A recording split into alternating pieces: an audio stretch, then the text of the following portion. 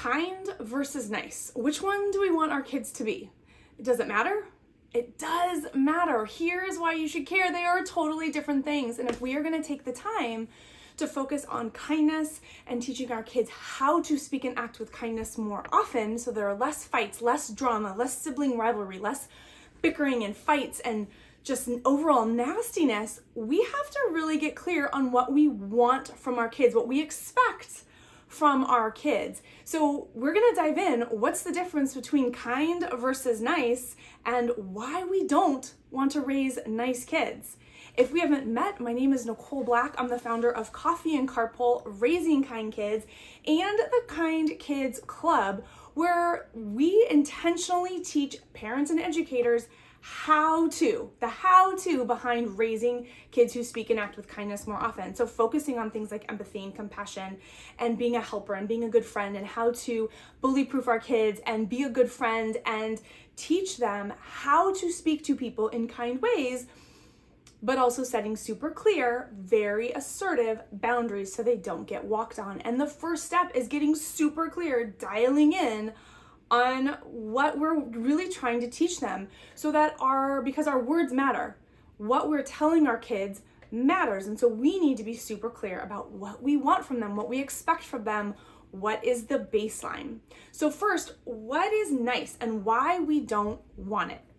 So nice tends to be really focused on being polite, super polite children who sit there and focusing only on manners. And manners are important, and it's just one little tiny fraction of teaching kids to be kind.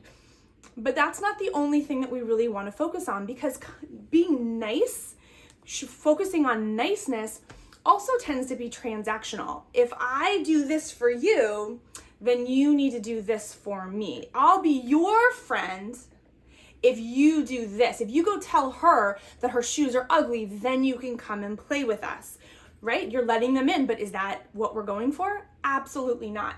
And a lot of people want to be perceived as nice. They are worried about the appearance of niceness. Do they think that I'm nice? And really it comes down to, do the adults, if you're a kid, do the adults think I'm nice? Do they think that I'm good? And that's the focus of niceness. That's not what we want. If you are an adult, think about those people who will want to appear to be nice to the CEO or to the people who can make changes in their life for the better. That's not what we're going for. It tends to be fear-based, because you're like, if they don't think I'm nice, then I'm not going to get the job, or I'm not going to get the praise, or I'm not going to get the cookie. And these people also tend to be people pleasers, which I am a recovering people pleaser, so this speaks to my soul a little bit, but these are the people who bend over backwards for other people all the time, and that is a recipe for getting taken advantage of. It is also a recipe for disaster for so many other different things, because if you're taken advantage of, you can also be placing yourself in unsafe situations. This is especially true for our female children and adult women. If you're making other people feel happy or comfortable in spite of how you are feeling or how you are you safe? You are now putting yourself in an uncomfortable position or an unsafe position. So we're not going for making other people comfortable, making sure everyone feels good about themselves. That's not what we're going for. That is not what we want to teach our kids. Being nice also comes across as being really fake. This is where when we were kids, we talked about the brown nosers or the kiss-ups or the teacher's pet. These are, and this is gonna date me, but these are the Eddie Haskells of the world. The people who, from Leave It to Beaver, the people who are insanely polite in front of adults, but are nasty, manipulative, and cruel when they don't think any adults are watching. That is not what we are going for. That's not what we want from our kids. The whole, if you do this for me, then I'll do that for you. That's not what we want. We also see that nice people tend to only be nice when somebody is watching, or very specifically to the right kind of people. So they're going to be nice to the principal. They're going to be nice to the CEO, but they are not then nice to the janitor, the custodial staff, or the school secretary, or the server, the waitress. So it's conditional on who they think they are being nice to. That is also not what we are going for. So nice No, thank you. We are focusing on raising kind kids, focusing on kindness. So here's the flip side of that. This is what we do want. Your actions, when you are kind, are not dependent on who is watching or who it's being aimed at. You are kind to all people. It does not matter if they are the CEO or the custodial staff. You are kind. You're choosing kindness because it's about you. It's not about them. You're not trying to win points or get something back from it. You are choosing to be kind because you know you can help, or you know you can lift them up a little bit with a compliment or a hello or in welcoming them in, or because it feels good to yourself, right? So it does feel good. It releases those good drugs inside of our bodies, the dopamine and the serotonin and the oxytocin. It focuses on helping other people with compassion and empathy, because when you're kind, you do it because you genuinely like people, knowing that you can help someone, knowing you have that power, that's so empowering, and then being able to do it because you can and because you want to.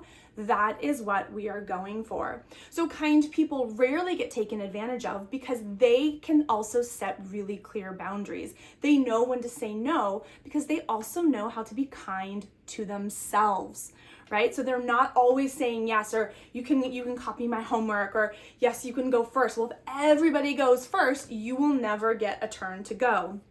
So setting those clear boundaries. So that's being assertive, learning how to be assertive, setting clear boundaries. Nope, it's my turn right now, without being aggressive, without being mean, nasty, cruel, and escalating it.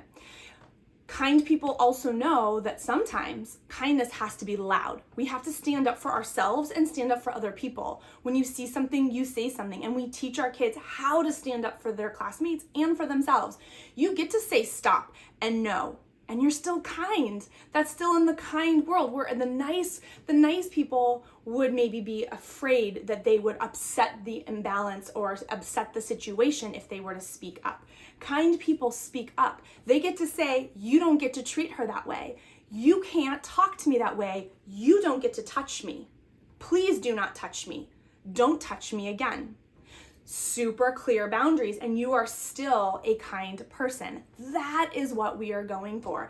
You are kind because you want to be kind. You treat everyone with kindness. And yes, we all have our bad days, and maybe you're grumpy or you're not feeling it. Totally normal. We all have our ups and downs, but overall, you treat people with kindness. You speak and act with kindness more often. And what does that look like? It looks like empathy and compassion and being helpful when you can, taking turns, sharing. Two different things, both of them are really kind. Being friendly, being a good friend, being mindful of other people so you don't take up more space, staying to the right so other people can pass, putting your feet down so that other people can pass, including others, inviting others in, welcoming others. Doesn't matter if they're different than you or if you know them or not, including other people in. Thinking before you speak. One of the many strategies we teach kids to be kind, to be thoughtful and mindful of other people without hurting people's feelings, either on purpose or on accident.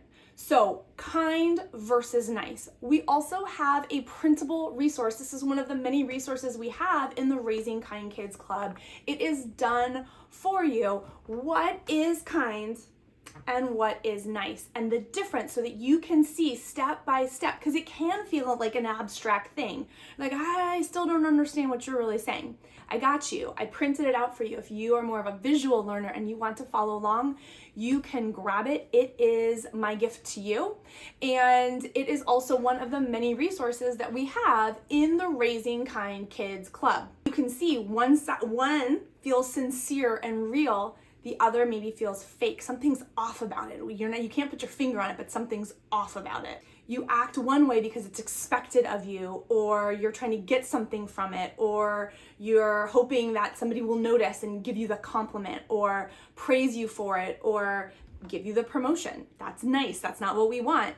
Being kind is doing it because it feels good. Being kind because you can. You have the ability to pick up everything that just fell on the floor because the other person just dropped it and is upset.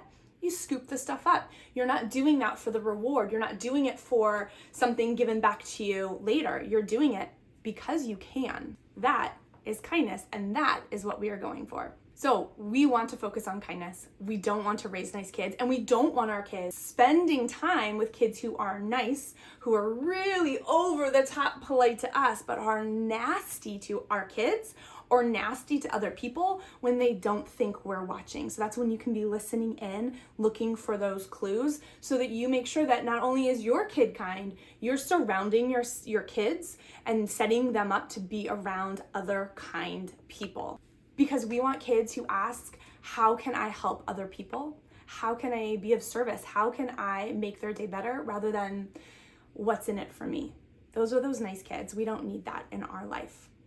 If you need more resources on kindness and what it means to be kind and how to teach it, here's step by step. We have it all waiting for you in the Raising Kind Kids Club. It is a monthly membership. There are short videos for parents and educators to watch so they can learn some of these strategies. There are done for you resources to help you explain it. There are videos that I make directed at kids explaining things like this at their level so that it's another adult who is there to help and support them and guide them towards speaking and acting with kindness more often, because we can change this world. Maybe not the big gigantic world, we can change our world, our little world, one kind kid at a time, one kind action that will ripple and affect our family life. It will affect our classroom community, and that will keep growing until we have built a kind little world around us. For more information about the Raising Kind Kids Club, you can go here and see if it's a good fit for you. We'd love to have you join us. And thank you for being here for our kind versus nice discussion. And let's keep hanging out in the kind column. And let's avoid those nice people in life. We don't need niceness. We want kindness.